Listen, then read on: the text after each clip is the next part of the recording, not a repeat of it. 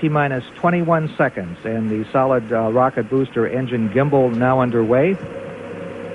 T-minus 15 seconds. T-minus 10, 9, 8, 7, 6. We have main engine start. 4, 3, 2, 1, and liftoff.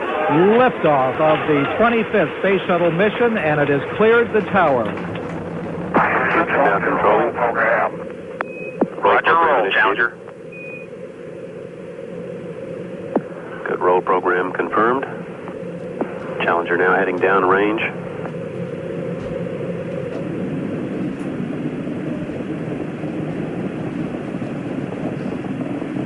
Engines beginning throttling down now at 94%. Normal throttles for most of the flight, 104%. We'll throttle down to 65% shortly. Engines at 65%, 3 engines running normally, 3 good fuel cells, 3 good APUs. Velocity 2,257 feet per second. Altitude 4.3 nautical miles, downrange distance 3 nautical miles. So the 25th Space Shuttle mission is now on the way after more delays than NASA cares to count. This morning it looked as though they were not going to be able to get off. 1 minute 15 seconds. Velocity 2,900 feet per second. Altitude 9 nautical miles. Downrange distance 7 nautical miles.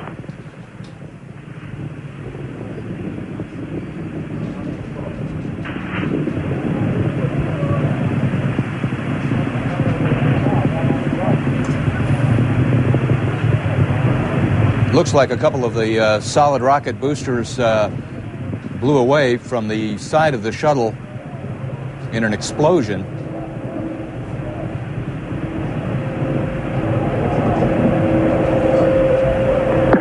Flight controllers here looking very carefully at the situation. Obviously a major malfunction.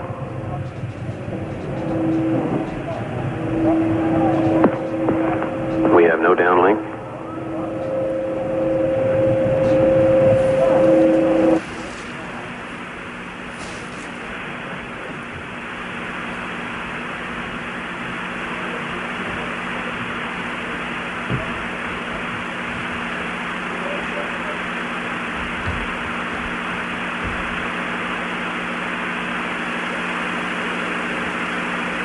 We're awaiting word. They're holding their breath just, I'm sure, as everyone else is.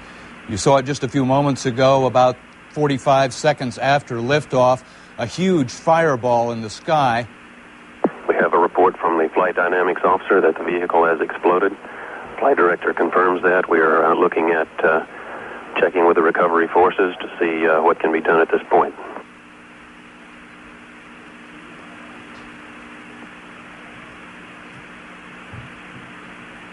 Contingency procedures are in effect.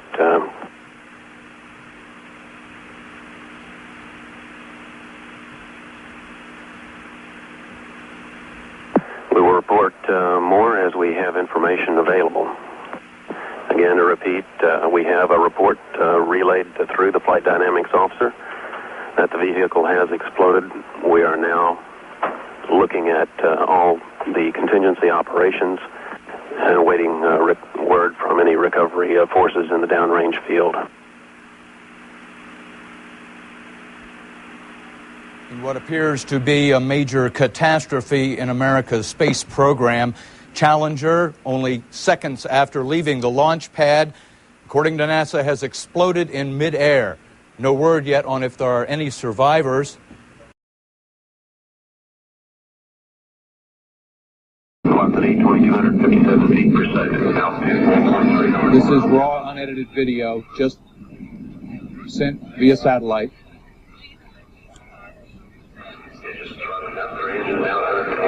Challenger, go with throttle up.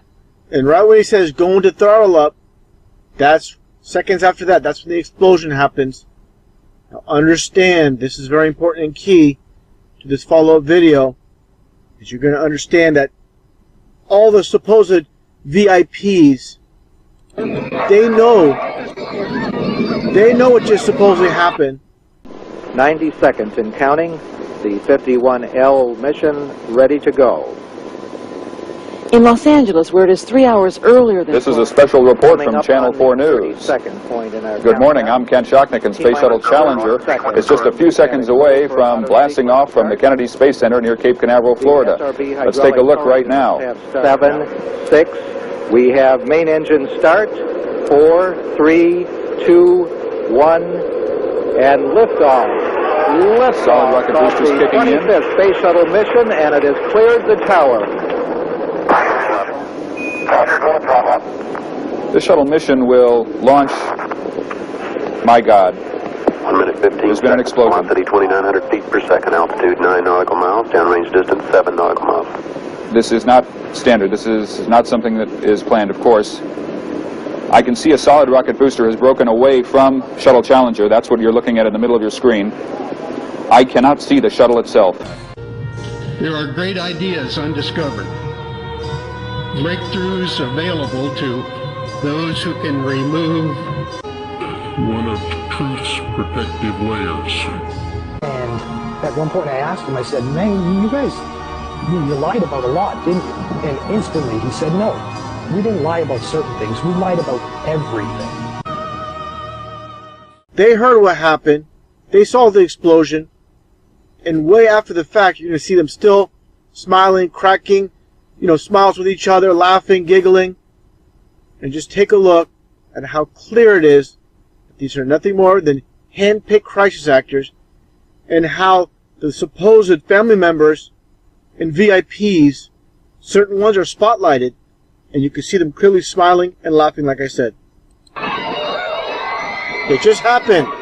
You hear some people screaming. Okay, you hear them screaming.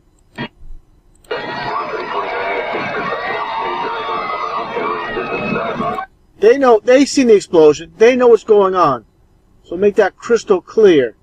When you see them laughing and smiling later on, it's not because they're confused. It's because they're crisis actors and they think the scene's over. They don't know the cameras are still on them.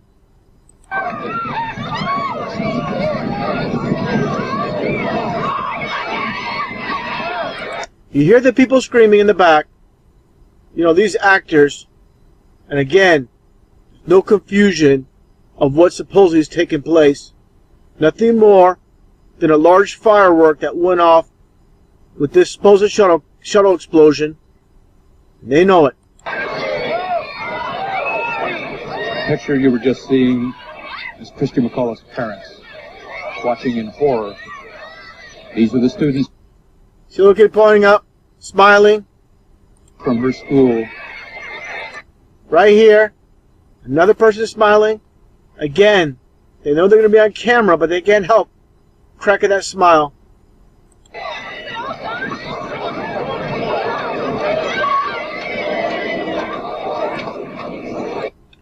You see this smile? You see this look? This is not someone that's in horror of what they just saw. Same with this lady up here.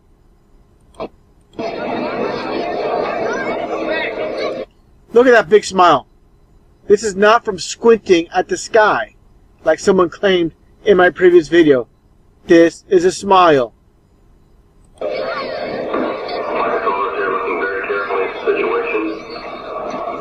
Now she goes in acting gear. And this guy here. Many of them probably had their view blocked just again, as we did with the television cameras. You should get an award. Huge fireball and a huge cloud of smoke. They may not realize yet what has happened. Covering up. He's covering up for the people that he's seen on his monitor smiling. You heard the screaming from some of the actors. Some of the actors knew their key, knew what to do. And others, they didn't have a clue of how to act and knowing the camera was spotlighted on them. You see concern etched on their faces. The breath that they've been holding released. And then the realization now she's acting. That something is...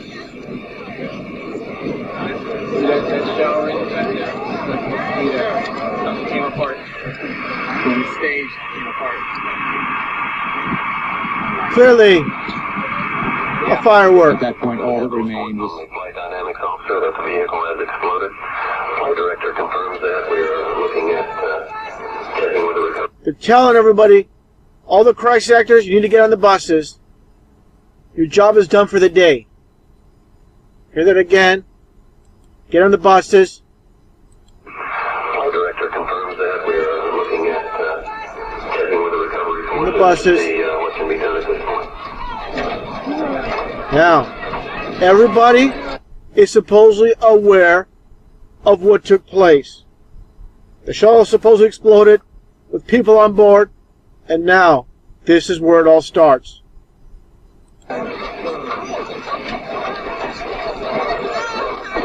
Acting, knowing the camera will be on them. But here's the problem. Here's where the smiling starts again. Clear. No screen-o-matic in the way. This time it's going to be lower, hopefully with this recording. I want to stop at this particular moment, at this still, when these two crisis actors take a look at each other. They know, of course, it's all a hoax. They can't help kind of like give that smile to each other, like a nod, like, you know, we're in on this type of thing. Right there. There you go again. Right there. What is this? Robbie Parker's dad? Ha! What a joke. Edward and Grace Corrigan. They're about Go back. See, the reason they took the camera off them because they saw them smiling when they shouldn't have.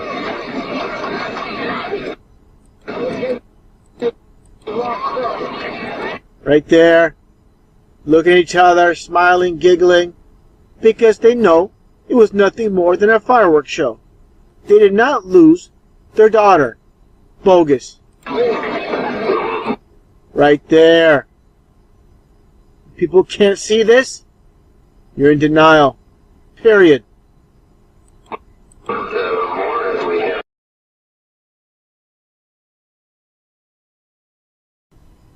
Again, Robbie Parker's dad. Complete joke.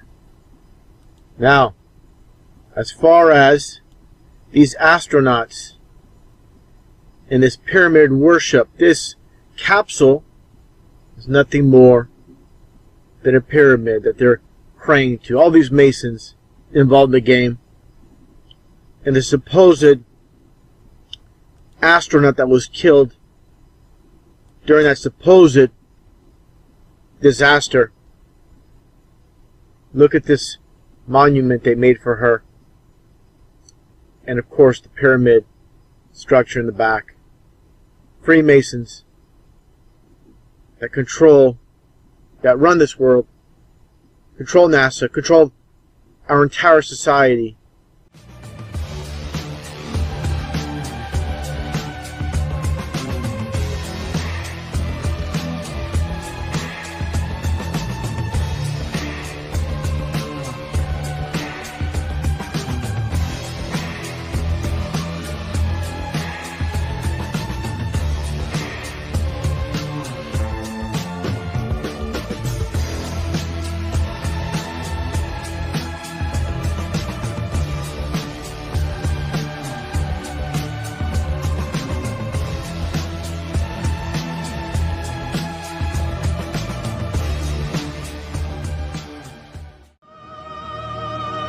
In 1986, the Shuttle Challenger exploded about 74 seconds after takeoff, killing all 7 astronauts inside.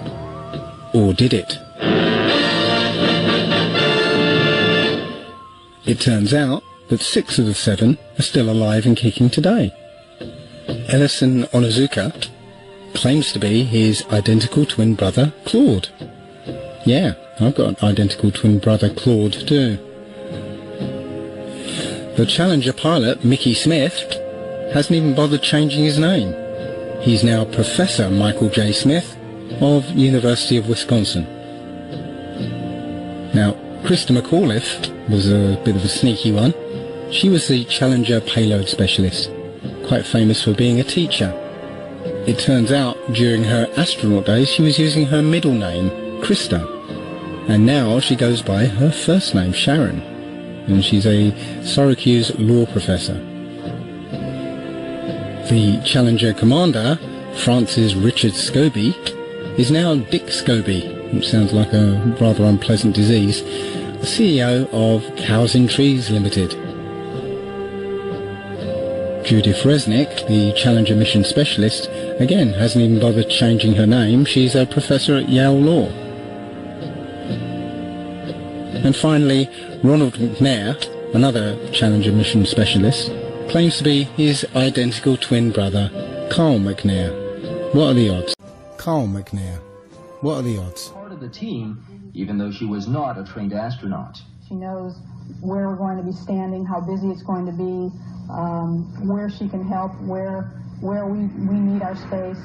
And she has learned an awful lot and become a team weird lady with scale and swords and blindfolds, or Grecian goddess, or warrior princess, or whatever it is. What makes it legible? And so one of the questions in the book is to puzzle about both its history and the legibility of this, which is a marker, and of course, this local county court. Welcome to Feed Your Mind. From 1986, well, you just saw live footage of it blowing up and the astronauts dying. And I even have statements from NASA on how the crew died. If you go to NASA's website, nasa.gov, you will be able to look up an article called Remembering the Challenger Crew. And it was last updated just in 2015, actually. And they'll provide you the evidence that the crew died. And it says that the NASA family lost 7 of its own on the morning of January 28, 1986, when a booster engine failed, causing the Shuttle Challenger to break apart just 73 seconds after launch. And then it goes on to name off the members of the space shuttle who died. And you can see their faces and their names. And then you match that up with the faces and names that people have found recently. And they've discovered pretty much the whole crew. So now we have NASA confirmation that the crew has died, and yet we have the evidence that the crew is still alive. So you might ask yourself, what was actually going on there? And it's quite obvious that nobody rides on space shuttles.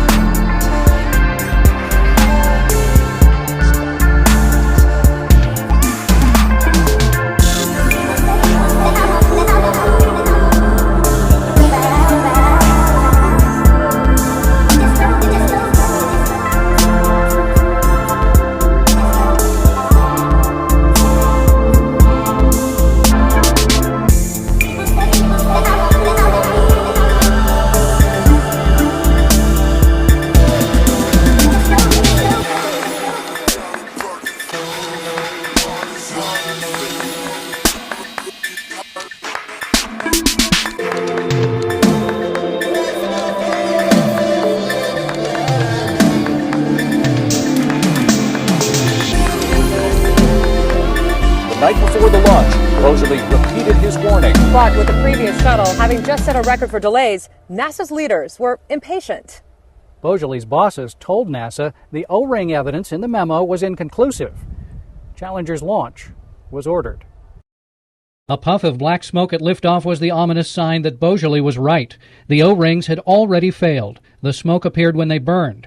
After a few seconds, a jet of flame appeared. A post-accident report by NASA described it with passionless precision. The plume is seen here impinging directly onto the surface of the external tank and the lower aft strut at 60.248 seconds. The sideways flame burned like a welder's torch through the gap left by the blown O-rings. It pierced the giant orange fuel tank, and fuel began streaming out. Still, no one knew anything was wrong. Not until Challenger, its astronauts, and its teacher in space had flown for 73 seconds. At 73.191 seconds, a flash was observed between the ET and orbiter that was immediately followed by the start of total vehicle breakup at 73.213 seconds. During the next 100 milliseconds, additional flashes occur in the SRB forward attach area. As the ET broke up, the released fluids vaporized rapidly, producing an expanding cloud of gases, vapors, and cryogenic fluid with embedded debris and localized combustion of mixed gases. No shock wave or other evidence of a violent explosion was detected in the imagery. Illumination from a combination of SRB plume radiance, reflected sunlight, and peripheral burning of gases gives the cloud the appearance of a fireball. By 73.6 seconds, the main engines were in automatic shutdown mode as a result of reduced propellant pressures. The last telemetry from Challenger was received 73.618 seconds after launch. The actual vehicle breakup was essentially obscured from view by the vapor cloud which abruptly enveloped the vehicle. Hundreds of fragments were noted exiting the ET cloud.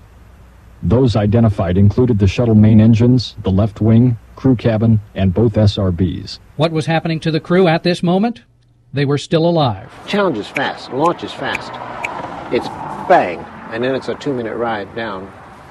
And you're conscious, we know that. Astronaut Story Musgrave told me the crew survived in that white cloud. It was Challenger's fuel tank that exploded. The shuttle itself just broke apart. The crew compartment with its 7 living occupants was intact. The initial path of the crew cabin from the vapor cloud carried it across the path of an adjacent contrail, clearly revealing its truncate form and attitude. The left wing became visible at 78.531 seconds. The main engines and crew cabin are also identifiable. It took 2 minutes and 45 seconds for the crew cabin to hit the water. The impact speed was 207 miles an hour. A NASA statement released after the accident reads, "The forces to which the crew were exposed during orbiter breakup were probably not sufficient to cause death or serious injury." And later, NASA is unable to determine positively the cause of death of the Challenger astronauts, but has established that it is possible but not certain that the loss of consciousness did occur in the seconds following the orbiter breakup. Musgrave, who is a medical doctor and surgeon, is quite certain. You died when you hit the water. You know that. You think so? That's always been controversial. I don't know, sir. There's nothing controversial about that. No. It's hard evidence. Yeah, you died when you hit the water. At the bottom of the ocean, investigators found that some of the crew's emergency oxygen masks had been turned on. Said another astronaut, Scobie fought for any and every edge to survive. He flew that ship without wings all the way down. They were alive. You could have lost consciousness at that altitude if it depressurized for a little while, but then, no. There's all kinds of evidence that you died when you hit the water.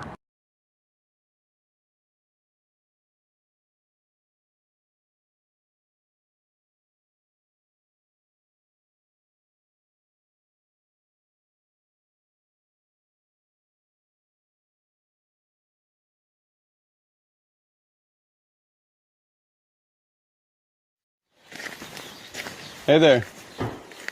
Hey, sorry to bother you. I was pulling out and I saw you. I just came by to... Are you Michael Smith? Yeah. Professor at university? Retired. Retired? Yeah. Yeah. Yeah, I just stopped by because there's this room... Are you aware of that there's a rumor on the internet? It's not me. That people are saying... Yeah, it's not me, obviously. I mean, anybody that looks at my background, looks where I was born... It's not me. I mean, it's interesting that the Michael J. Smith, that was the astronaut, looks something like me when we were younger, but really not, if you really look at facial recognition. You never been a pilot, never been in the military? Nothing like that. Huh. No. Okay. Yeah. That's all. And I don't respond to the emails I get. I get probably an email, maybe 2 a month. Really? Yeah, and I got one guy that's been really hounding me, and I turned it over to the FBI. Really? You know, yeah, I mean, it's bullshit. Okay. You know, another crazy theory. Okay. But that's, you know, not me. All right. I'm glad I wasn't him, but he was quite a guy.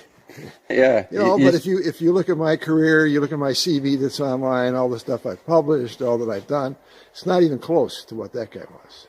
Okay. Yeah, you just sure look a lot. It's the same name. I know the facial thing, but that's what we looked like, what, 40 years ago? Mm-hmm. Yeah. Okay. Yeah. Well, thank you. Yeah. Okay. Interesting you came all out here. I did. I drove an hour. It's, I mean. No kidding. Yeah. Yeah. Well. Well, take care. Yes.